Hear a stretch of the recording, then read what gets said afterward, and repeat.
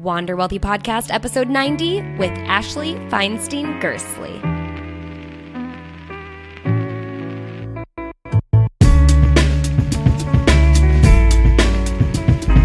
Hey there, welcome back to the Wander Wealthy Podcast. My name is Tess Wicks, and I'm the host for those who are new to the show. A warm welcome to you all. How is everyone's 2019 going? I'd love to hear from you. If you haven't joined the Wealthy Wanderers private Facebook community, you can go to wanderwealthy.com/FB. It's a community that has been growing quite rapidly in the past couple of weeks. I don't know what happened over Christmas, but everyone wanted in. And now there's so many great conversations happening there. There's over 600 members in the group and a bunch of wonderful, supportive, mostly women. There are some men. And we're all just sharing our money saving ideas. A lot of people are doing a no spend challenge or doing a full year no spend challenge year, some just monthly. So no need to feel intimidated, but it's a wonderful group and everyone is so supportive, so wonderful. You got to get in there. So go to wanderwealthy.com/FB, or you can just search for Wealthy Wanderers on Facebook to get inside. Today, I have a lovely guest. She's actually a returning guest. Ashley was with me back when this show was Words and Money from episode 24, which was over 2 years ago. We talked all about investing in that episode, and she is back today to share why we all need to go on a 30-day money cleanse. She actually just released her book, The 30-Day Money Cleanse, and in this episode, she's going to help us figure out how to de-stress our relationship with money and why we tend to have these stressful relationships in the first place. We also talk about why women need to be wealthy. Ashley really is an advocate for equality when it comes to financial well-being. And she's helped thousands of women cultivate these harmonious relationships with money and achieve their financial goals using her fresh and fun approach of this 30-day money cleanse, which addresses both numbers and our money mindset. And if you follow her on Instagram, as I do, you'll see all of her great tips. She does like daily or at least weekly tips around money, giving really great stats and facts about women and wealth. And it's just, she's such a fun person to follow. She's so informed and she has a lot of great information to share. And that's exactly what she's going to do in this episode for us as well. So without further ado, let's dive in. You'll want to hear more information about her book, about the details of de-stressing your relationship with money and why women, we need to be wealthy. So here is episode number 90 with Ashley Feinstein Gerstley. Ashley, welcome to the Wander Wealthy Podcast. I know you've been on here before and we've gone through a name change back in episode 24, actually, which was in June of 2016. So it's been 2.5 years. So why don't you go ahead, just fill us in on what has happened in your life over the past 2.5 years. Yes, I know it's crazy how much time has flown by since our last conversation. Exactly 2.5 years ago is when I decided to write a book. So that is a big development and long process that's happened between now and then. And the book came out on January 1st, the 30-day money cleanse. Yeah. I've also had a baby, who's now a toddler. He's about 1.5 years. So it was a year, I guess, before we talked that I had him. His name's Eli. And I think my team's grown. Our mission has become, originally when we last spoke, it was very much connected to the power and freedom that I discovered on my money journey. And since I think has become broader and has changed, and I'm just feeling really connected to the mission of getting women wealthy and equality and taking on a feminist angle with money. Love it. And your website name, The Fiscal Femme, I mean, that points to the mission very directly now with your kind of new angle on it. Yes.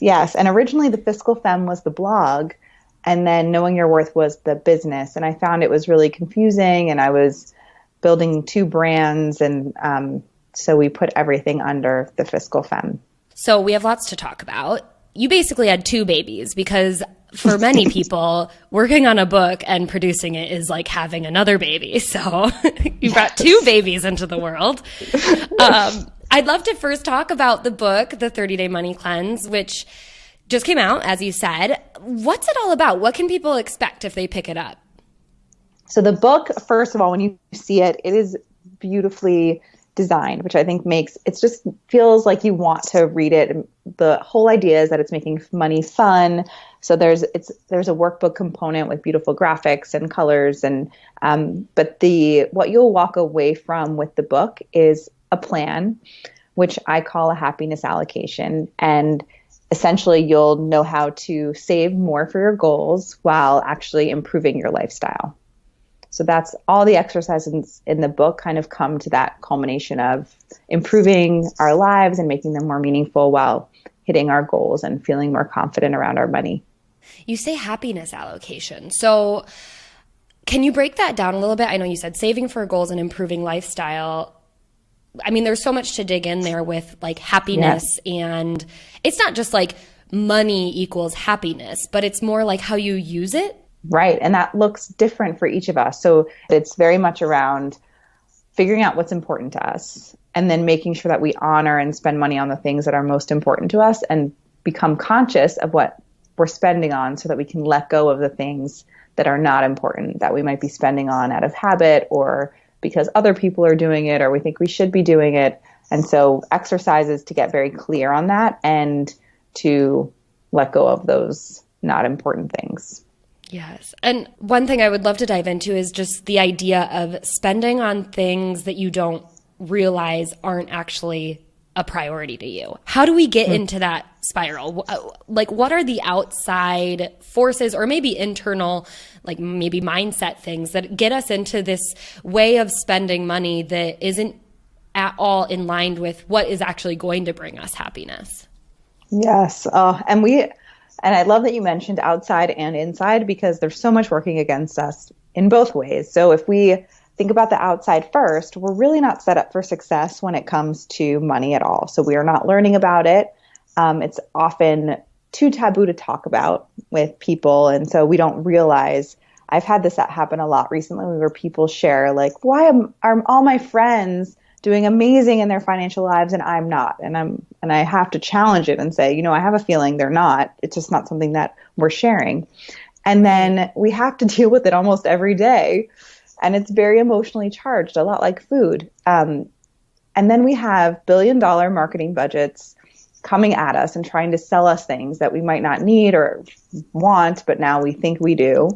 Right. And of course, for women, there are even more things working against us with the pay gap and the pink tax where things cost more for us and that we're investing less and that we live longer. So, and as depressing as all those reasons are, I think they're important so that we realize that it's not just us. There's so much working against us. And then I think another internal thing that's really important, and I see it in people who are successful with their money and people who get a lot of success in the money cleanse, have a very specific mindset shift that taking action or being proactive and doing quote unquote smart things in their financial lives is a huge gift and an act of self-love rather than something that they have to do or that they don't want to do but need to do. Yeah, it's like when you actually, instead of resenting the fact that you have to budget or that you have to check the balance on your credit card or your bank account, it feels like a self-love act that you're treating yourself to do that. You're doing it for yourself because it's way better to be in control and aware of what's happening rather than turn a blind eye. Right. And then you can have what you actually want and not just be kind of floating along and getting the things that other people are telling you that you should want. Yes.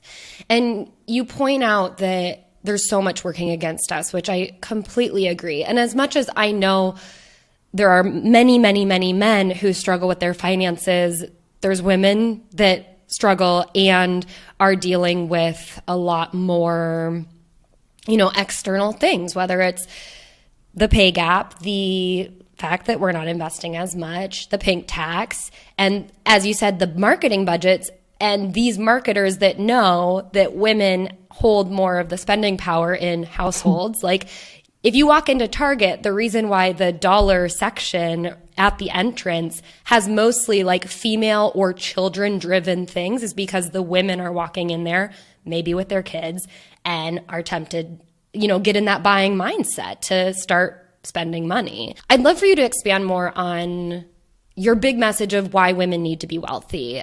And just like, I think one thing that really helps is having kind of the stats or the big facts that really back up this argument. Because as much as we talk about these things being there, like what's the reality that we're really facing as a gender demographic?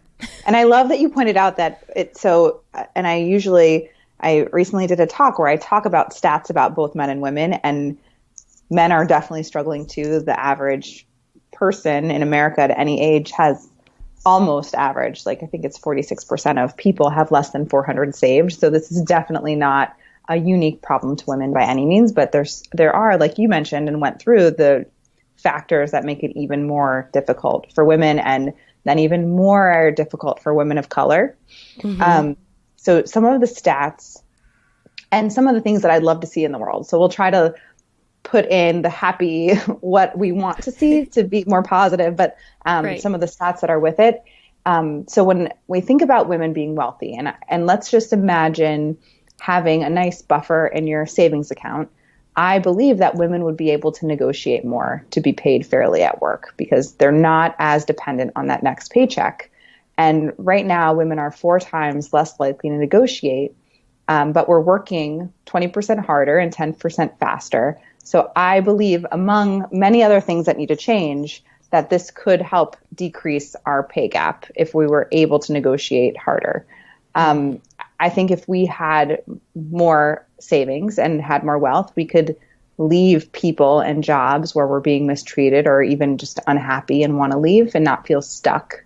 There's so much evidence that I can get you some stats on this, but there's a high correlation of other types of abuse with economic abuse, yes. Physical, emotional, and economic. I think we could take more risks in our careers because we'd worry less about the implications of making a mistake or losing our job because we took that risk. And that means we'd see more women on boards and in management teams. Right now, there are more CEOs named John than there are women CEOs of the largest 1,500 companies. Oh my gosh. So shocking. Yes. And then when you think about diversity, so there's tons of research on how great diversity is for companies. And when we see more diversity at the top, more women and people of color at the top, we see more diverse people coming up through the ranks. And diversity is linked to higher productivity, less turnover, higher bottom lines for companies. So if we think on a broader scale, this is better for the economy. And also studies show that women actually invest more money back into their families and communities than men. So if more women were wealthy, we'd see our communities thriving and getting more capital. Another stat around investment in women-owned businesses, right now, only 2.5% of venture funding goes toward women-owned businesses. So we're over half the population, but only 2.5% of the ideas. And I have to believe that that's not the correct ratio of ideas that are worthy to be funded. And we have so many big problems in the world that we need solving. So we need all of these voices and these solutions that we're not hearing. So those are some of the reasons that I think it would make a huge difference for women to be wealthy. And I think there's often these negative connotations tied to wealth, that it's greedy so I think it can be very powerful to believe not only are we getting wealthy for ourselves, our families, but to really understand what that implication is on the whole world. Yes, absolutely. I think even the idea that, this is probably a bad thing to say, but the idea that we attach greed to wealth right now could drastically change if more women were wealthy. I love that. It's like the chicken or the egg. Right. There's just not, I was reading a research study about how there's just not many female mentors in a way that are like women that are wealthy to look up to. You know, we don't have enough of those to help fuel the women that are, you know, trying to become wealthy. We need more women put up on pedestals and talk, you know, giving their investment advice and talking like what we do, except even bigger. Right. We need a female Warren Buffett. We do. I love that. And it's funny, I didn't even mention that, but a fidelity study, I think it was like of 200,000 people, it showed that even though women are investing less than men, when they do, they're better at it. We're earning 0.4% more on average, which doesn't sound like that much, but over the course of many years, it's a big difference. So, and they were also in the study saying that women save 0.4% more. So I think too, by having fewer women out there as these money mentors and managing our money, that we're at a disadvantage. We're earning less. Yes, absolutely. Well, let's get some women wealthy. I'd love to dive into some of your best tips for cleansing our finances. And in your book, you talk about de-stressing your relationship with money. And I think that can be like a really great first step, is before you start going out and, I mean, start as soon as you possibly can to go out and like accumulate more wealth, negotiate, do whatever you need to do. But when it comes to your relationship, why do you think we have these stressful relationships with money? Like, what's bringing up these feelings aside from the fact that like everything is against us? Right. Yes. Other than that little thing that everything's against us. So when we think about all the things we have working against us, then we talked about the mindset shift, that it's a gift to ourselves. Something else that I talk about in the book is growth mindset versus fixed mindset. And it's something that Carol Dweck talks about in her book on mindset. And I think it really applies to money, that many of us we have beliefs about ourselves and money, like, oh, I'm just bad at math. I'm bad at money. I never make good money decisions. And we believe that's how we are going to be forever.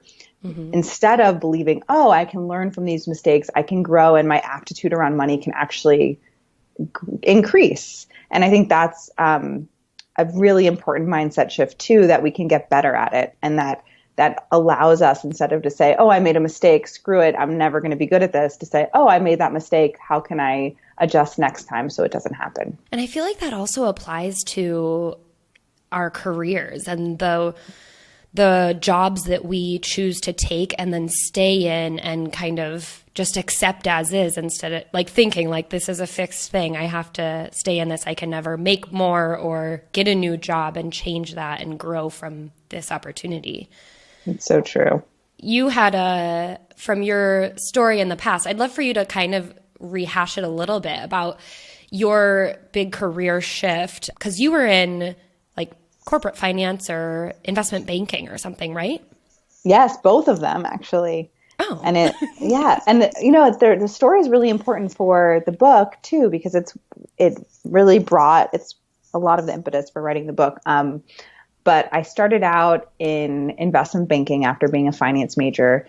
I learned a ton and I met some incredible people, but the lifestyle was really grueling, and definitely my health was not flourishing, to say the least. So I was eating takeout at my desk every night and gaining weight and not leaving the office till midnight or 2 a.m. and not sleeping. And I couldn't even meet friends without inviting more people, so that if I had to cancel on them, they weren't alone. And I knew that I wanted to do the 2-year program and then leave. And I ended up quitting the day after I got my second bonus. And I remember on the way to work, next to my bonus, it said processing or pending. And I stopped at the bank to ask them if they could take it back. Because I wanted to make sure they couldn't take it back from me. And they said it would be very difficult. So I went in there and I quit, and I was able to quit because I got a job in corporate finance where I was going to be making less money, but would have a much better lifestyle and be working a lot less. And I remember that first day in my corporate finance job, I left around 5 or 6 from work, and it was sunny in New York. And I just was like walking through the streets with my face to the sky. Like, this is incredible. You're like, what? It's sunny when people get off work? This is what people are experiencing. So I made up for lost time. I I started seeing friends for dinner every night and drinks and taking classes and workshops. I took French classes actually, which our previous discussion about your Italian made me think of it, because all I learned was how hard French is and that there's so many letters for very few syllables. And but it was so cool that I got to do that. And so basically I was living the life and looked at my bank account, and most of that bonus was gone, and realized it was completely unsustainable, and that if I wanted to stay with this new awesome life that was living, that I had to figure out this money stuff. And I didn't know anything about it despite my finance background, and dug in a very type A way by reading a bunch of things and books. And I started adapting what I was reading to me and what worked for me. And I really discovered so much power and freedom from it, and wanted to start. I had this feeling like I wanted to share it with people, but I was terrified of, and it's so ironic having a book now, but I was terrified of writing on a blog, that like putting writing out in the world. And I had a friend who was going through life coach training, and she said she needs some hours. Do you want to work with her? And I did. And we worked through that. And I started sharing my journey on the Fiscal Femme blog, and people started asking me for help. Other sites asked me to write for them. I started working with people and really noticed there's definitely missing education, like we talked about, but so much of it was the emotional behavioral side. Like sometimes we know what we should do, but we just don't do it, and we can't get ourselves to do it. And that's why I got certified as a coach. And then I started seeing similarities and similar struggles in the people I was working with, similar to what I experienced. And I found it doesn't really matter how much we earn or how little we earn. No one is really immune. We're all struggling with these things with money. And I love that you point out that it's not about how much you make. You know, you took a big pay cut going from investment banking to corporate. And then obviously, I don't know whether you took another pay cut or you just took a big leap of faith when you left your corporate finance job to go full-time fiscal femme. But all of that takes guts, and it also takes acceptance to knowing that like you're leaving some sort of security behind, but also being willing to take that risk to go into that next career that is going to bring you more wealth in some way, shape, or form. It doesn't mean it's going to be financially, but it could be like your time. Right. Yes. And eventually it will be financially, but at first, yes. Definitely not. Yes. Yeah. I think like things take time too. And I think it's also helpful to know that like you can get your money to a place where you can take those bigger risks, and you can take those leaps of faith if you have to, if it comes to it. Or you had also mentioned earlier about why women need to be wealthy, to be able to leave a situation that is not safe for them, whether it's physically or emotionally or mentally. Yeah. And it was amazing to see when I knew I wanted to leave and work on my business full time, how motivated I was to let go of expenses that I before would have viewed as a need. But like right. I got very clear, and it was so easy to make dinner at home and to not shop and to change a lot of things so that my money would last me longer in this transition, and I could do it. Yeah. It's like when you finally get your priorities right, saying no is so much easier. Yes, right. When it's so clear. Love it. Okay. What are some 1 to 2 tips or 2 to 3 tips that people can do to de-stress their relationship with their money? Love it. Okay. So one of my favorites, and we talked about how money is taboo and we don't talk about money. And I think one of the biggest negative repercussions of that is that the people who love us and we spend the most time with can't really support us in our goals. So something we do in the money cleanse that I think takes a lot of stress away from our lives is sharing about our goals, and not just the goal itself, but why it's important to us. Like not just, oh, I want to pay down my credit card debt or I want to go on a vacation, but why, how I will feel when that happens, to get the people around us on board so they can support us instead of probably they might not knowingly sabotage those goals. Right. So I think I call that building our dream team or our money tribe. And it's really cool when you share, you find that other people will share with you what their goals are, and you can brainstorm ways to support each other. People are very worried about how their money habits will affect the people around them and their relationships. So I think that would be a great one. Another de-stressor that exercise I love is looking at the opportunity cost of our spending. And unfortunately, we can only spend every dollar we have once. So what we can do is work to maximize the joy we get per dollar we spend. And sometimes it's helpful to see an expense on an annual basis. Like for me, when I saw my daily latte, what that cost me on an annual basis, it was a shock to me. And I decided to reallocate that to something that would make me happier. But sometimes seeing the number doesn't really do much for us. It's like, oh, that's cool. It's $1,600. Is that normal? I don't know. And so it can be really helpful to look at that expense in terms of what else you would want to do with the money. So if I could take a trip with that money, or if I could have 10 dinners with friends, or not 10 dinners, maybe 5 dinners with friends. If I could, actually, maybe you could have, you could have like 16 dinners with friends. Just depends where you go. It depends where you go. You could have 32 dinners with friends. But thinking about what else you could use that money for, and would that make you happier? And there's no right or wrong answer. It's really about taking an honest look and deciding based on what's important to you. I think that could be hugely de-stressing. I think I do that a lot. You do the opportunity cost? All the time. Like, It's almost to a fault that now I have to go, it's okay to just like pay something a little bit ridiculous for this thing that I really want. Because I will talk myself out of things and be like, but I could I could fly home. Yeah, I think it's interesting because there are both ends of the spectrum. And I've seen in a lot of people, it's hard, even if people are spenders, it's hard to truly relish in and enjoy our treats to ourselves. Right. And if we're doing them anyway, we really should enjoy them. And then in some cases, we should do them if we're not doing them. So I think reconnecting the joy in money is really important. Yes. And my third is, it sounds so simple, but it's like my number one thing I tell everyone is to practice for a week, a month, writing down or typing out what you spend. It's really easy to have no idea. And I'd say most of us don't really know where our money's going, and we don't want to know. And it's really easy not to know with technology and hopping in and out of Ubers and online shopping and swiping credit cards. So actually the act of writing it down or even typing it in notes on your phone can be magical. Yeah. It's so true that you point out that it's super easy not to know.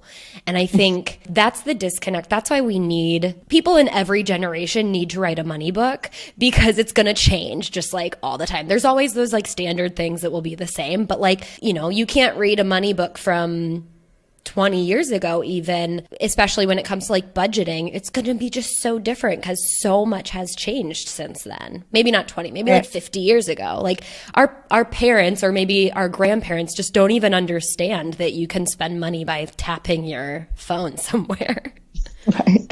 Right. And I do think there's a very big push too in our generation about like, there's no way you should spend your money. I think it used to be very much like this percentage on your home, and you need to buy your home. And there's a very much a beautiful thing of aligning our spending with values. So investing in products and companies that we believe in their missions. And then I think too that there's not one way to spend your money. It's, if I love travel, that will look like a bigger part of my plan than someone who wants to really invest in a home and make that their priority. And that's not right or wrong.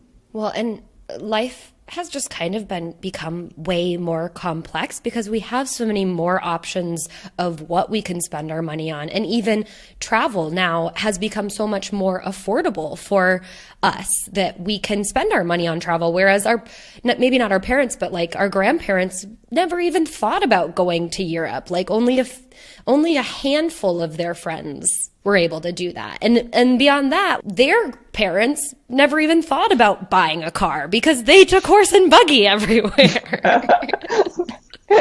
Right. And even like how we work now, so many people are in freelance and the gig economy and have flexible work. And so they're working from home in different places. And there's so many different considerations for that. There's no longer and whether people see this as a good thing or a bad thing, there's just no one way.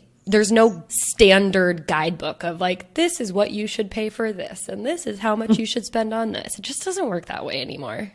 Mm-mm. Thank you for those tips. I have one more question that isn't necessarily related, but I don't have a lot of new moms on the show. And I think, well, I would have to assume that becoming a parent comes with some costs. And I'd just love to get kind of your best tips about if someone is thinking about becoming a mom or is currently pregnant or is a new mom, or maybe they've been mom, but they need some good financial tips. You know, what are some of your best tips for being a parent when it comes to your money? Yes, I think this is I'm going to create a course on this too, because I think it's really important. And one thing that I do with couples who are, or individuals who are having children, is there's so many ways to do it, kind of like how we just talked about life. Like are you going to buy designer clothing for your child, or are you going to get hand-me-downs for free? There's different levels of child expenses. And so you can't 100%, of course, know what you want that to look like before you're actually a parent. Things change.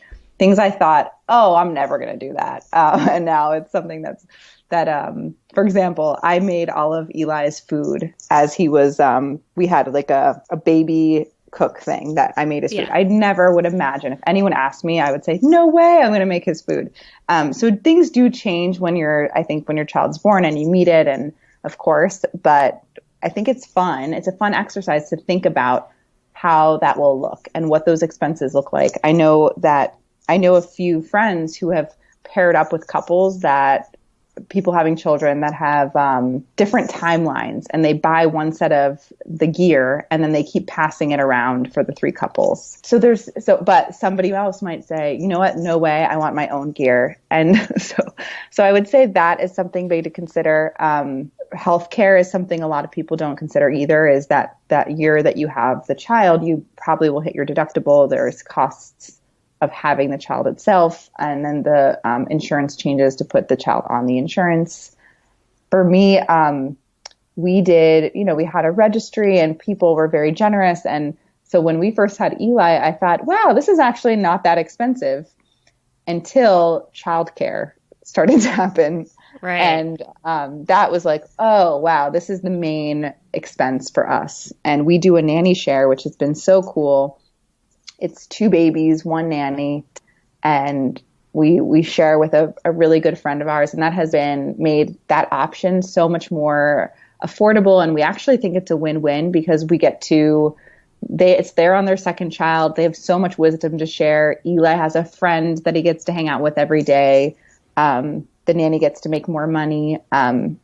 So I think thinking through those type of things, but I would say childcare is a big one.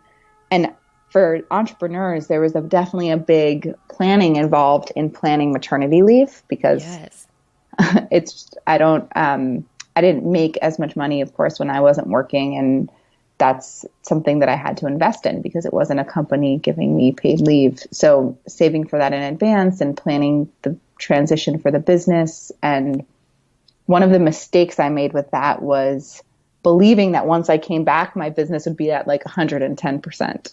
But it definitely took time to ramp it back up over those few months, especially given like sleep deprivation and pumping and doctor's appointments every week. So, and not every parent has doctor's appointments every week. That was just something that we had with Eli. But those are just some of my initial thoughts. And I think one of the huge benefits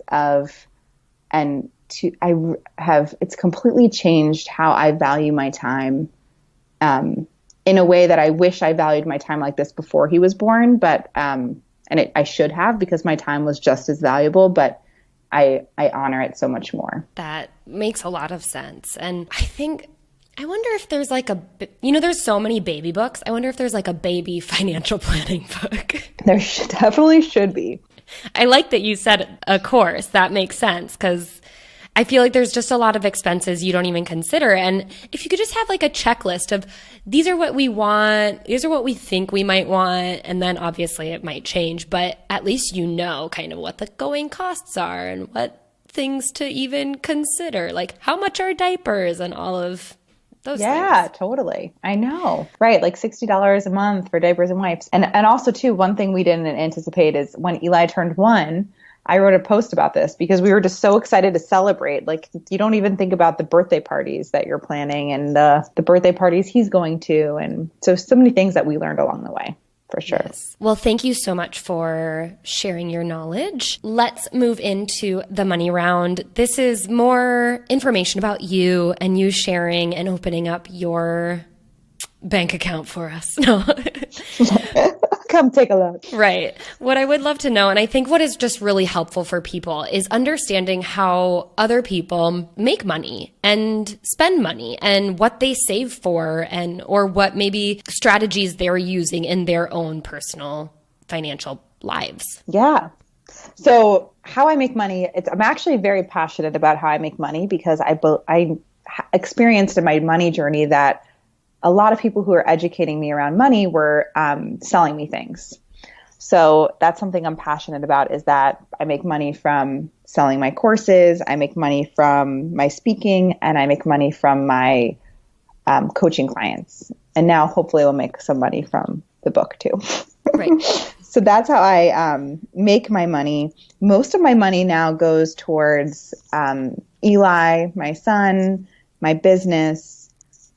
We bought a home, I think after I spoke to you, we bought a home in Hoboken. So a lot of money goes to that, and time with family and friends. Like we buy flights to visit family in Florida and have friends over and go on weekend trips with family. So I would say that's where our money goes. What are you currently saving for? What's kind of that next financial goal? Yeah, that's a great question. So we're saving right now. One of our savings goals is for Eli's education. And originally we thought, that would be for college and we have a lot of time. But given how expensive it is, you still have to save a lot, even if you're starting early. Right. And then now there's potential for other school costs for him. So now saving for school even earlier. One of my cousins told me to start saving for his bar mitzvah now. We have not started for that. And I think how old is that? 12, 13? 13. Yeah. Oh, he's like, start now. So that's, definitely that. And then I made huge investments into my business. So I really want to rebuild and just generally feel like that investment came back. And last question, because your book is all about de-stressing your relationship with money. What would you say your relationship with money is like today? Oh my gosh, so much better now than it was before. When it's in its best place, and it's definitely not always in its best place, but when it's in its best place, there's a lot of gratitude and love with my relationship with money. And I've started watching, I see so many analogies between my philosophy and then Marie Kondo's tidying. Yes. So I'm so excited I really want to do a re-tidying. I read the book like maybe a couple years ago, but do a re-tidying of our home so I can be so grateful for all of the things in it and the space. Yeah.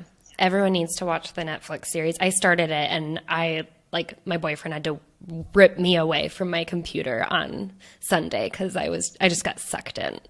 I know. I want to do the money version with those couples because they were saying this is our stressor is our stuff and our money. Right. They need a Netflix series. Yes. Justin hates her because I started tidying before I finished the book and I didn't get to the part where it says don't throw away other people's things. Oh. So he's very anti, but I keep promising him that she didn't say that. I just didn't get to the part where she says don't do that because he tends to like to keep things and I tend to like to throw them out or give them away. Yes. I feel like that's like how a lot of couples are. They're like, my mom keeps everything. My dad throws everything away. It's interesting. Let's go into the quick and dirty Q&A round. Just a couple fast-paced questions to wrap up the show. First is, what is your most used app on your phone that isn't social media related? It's kind of boring. It probably honestly is the maps. I always map no matter where I'm going. I'm not the best with directions. There's also a really fun app I use called Tiny Beans where I post a few photos of Eli every day so that we can have them and then family and friends can be part of the app and they get a daily email. It's really cool. Aw. What is one thing you just can't stop thinking about lately? I hate to say the book. The book is very much on the mind, but something more fun would probably be Eli's giggle. He is the best giggle ever. Yes, Laugh. you can probably catch that on your Instagram, right? Right. At any given point, I will be adding some type of laugh photo. He's such a bundle of joy. Who is your favorite person to follow on social media? That is such a hard question. One account I love is, and it ties into our conversation today, is Feminist, because they have really funny memes and posts, but it's like laugh cry because it's funny, but it's has the undertone of the things we're trying to change. So I feel like it's a great mix of both. It's like funny because it's so true. Right. You're becoming woke as you're laughing. What is one expense you'll never cut from your budget? I am, and this is another couple thing that's funny, is I find often couples are differing in this, but I'm a very big investor in experiences and experts. And so I always have a coach and so value the people who's helped take care of Eli. And so those type of things, if I have a question or need something, I'm very down to invest in someone who knows a lot more than me about something. That's awesome. Other than the 30-day money cleanse, what is your favorite money book? I love so many money books. One that I'm rereading right now that I loved was Jen Sincero's book, I'm a Badass at Making Money. Yeah, she has a couple I'm a Badass books, right? Yes. So she has, You Are a Badass. And now this one's You Are a Badass at Making Money. Yes. And I did a lot of the exercises, but towards the end, I was just on the go and reading and promised to go back to them. And so now I'm making myself go back to them. Ashley, thank you so much for coming on the show. It was so fun to have you back again. I recently re-listened to our first episode, and it has so much good information in that as well. So I'll make sure to link that up. But this was just as helpful. I am so excited for your book. Everyone should go out and get it wherever you can find it.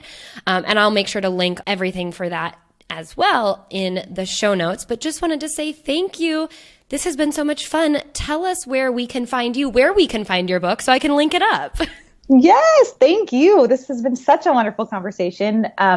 You can find me at thefiscalfemme.com and on all social, pretty much at thefiscalfemme. And the book it should be everywhere books are sold. So you can find a link to it on my site, Amazon, Barnes & Noble, IndieBound, lots of places. Well, thank you so much. It was so good to have you on the show. Thank you. Thank you for having me. All right, my friends, that's all we have for you today for the Wander Wealthy podcast, episode number 90 with Ashley Feinstein Gerstley. I hope you guys enjoyed that. If you did, you can get the links that we talked about, all the recommendations and information that Ashley shared in this episode. You can get those in the show notes by going to wanderwealthypodcast.com/podcast/episode 90. Also, if you want to check out the episode number 24 with her, you can obviously scroll down in your podcast player, and you can also find it at wanderwealthypodcast.com/podcast/AshleyFG. This was back when I used to use the names of people before I did the episode numbers. I'll also link it up in this episode's show notes. You know I'm always keeping stuff organized around here and getting you everything you need in order to get where you want to go. Now, before you go on with your day, make sure you head over to the Wealthy Wanderers private Facebook group. Go to wanderwealthy.com/FB to get inside, or you can just pop in there if you're already in on Facebook, and let's have a conversation. Are you guys taking my Wealthy Life Challenge, by the way? I'd love to know how many podcast listeners are in the Wealthy Life Challenge. We are smack in the middle of it. We're on week 2, and we are decluttering our space, and it is fun. I know we talked about Marie Kondo in this episode, and we might be doing a little bit of that, but it's so amazing how when you do declutter your space, not only just like your physical things, but also the words that you're using in your mind and your morning routine and other things like that, it makes you realize how wealthy you really are in this present moment. So that's a little taste of what you might be able to get in the next Wealthy Life Challenge. If you're interested, make sure you join the group so you can be the first to know when I do another one, because we're getting great results there. Okay, that's all I'm going to say for today. I hope you guys are having a wonderful week, and I will chat with you next week. See you later, and until then, I hope you wander wealthy.